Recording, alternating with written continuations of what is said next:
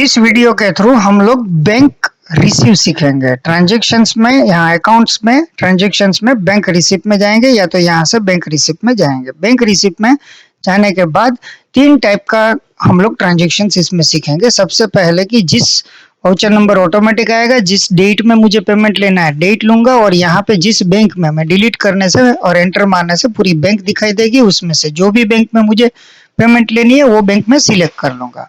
अब जिस पार्टी से लेना है उसके 2 अक्षर डालूंगा। जैसे कि मुझे याद है यहाँ पे मुझे बंसल से लेना है तो मैं यहाँ पे बंसल एंटर मार के सिलेक्ट करूंगा। अब इसका मुझे 54,445 रुपीज बाकी है। ये पूरा पेमेंट आ गया तो मैं इसको सिंपली पूरा पेमेंट लूंगा। इसका मैं चेक नंबर डालूंगा, एंटर मारूंगा, जो भी नरेशंस लिखना होगा वो मैं नरेशंस यहाँ पे लिख दूंगा।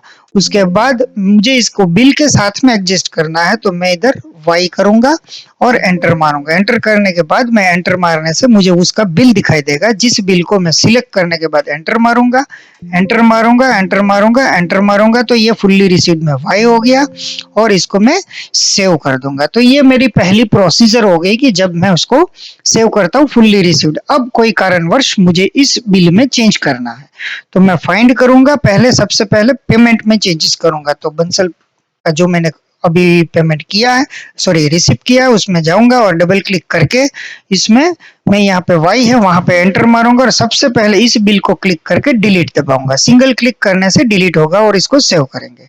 जैसे ही सेव करेंगे यहाँ पे आपको एन दिखाई देगा ऑटोमेटिकली। इसका मतलब है इसके साथ में अभी कोई बिल अटैच नहीं है।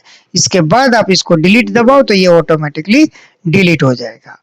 अब वैसा केस कि जिसमें हमको पार्टियों ने कम पेमेंट किया है या तो आधा पेमेंट किया है, इस केस में मैं जाऊंगा, एंटर मारूंगा और यहाँ पे मैं उसी पार्टी को सिलेक्ट कर रहा हूँ। जैसे कि मुझे बंसल ट्रांसपोर्ट से पेमेंट आनी है तो मैंने यहाँ पे अब मुझे 54,445 रुपीज में से उसने 54,400 रुपीज दिया है फॉर एग्जाम्पल।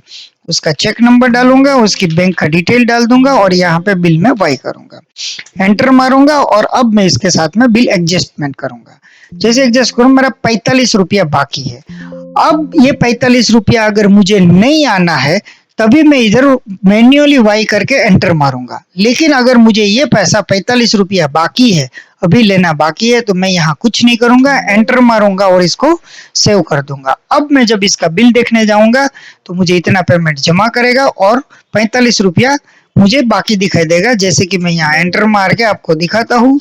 बंसल ट्रांसपोर्ट में गया तो देखो मुझे 45 रुपया दिख रहा है। अब मुझे 45 में से उसने 40 दिया, 5 रुपया उसको नहीं देना है या तो 45 का 45 दे दिया। तो इस हिसाब से फुल पेमेंट, हाफ पेमेंट, जैसा आपको चाहिए वैसे आप पेमेंट ले सकते हो, रिसीव ले सकते हो। Thank you.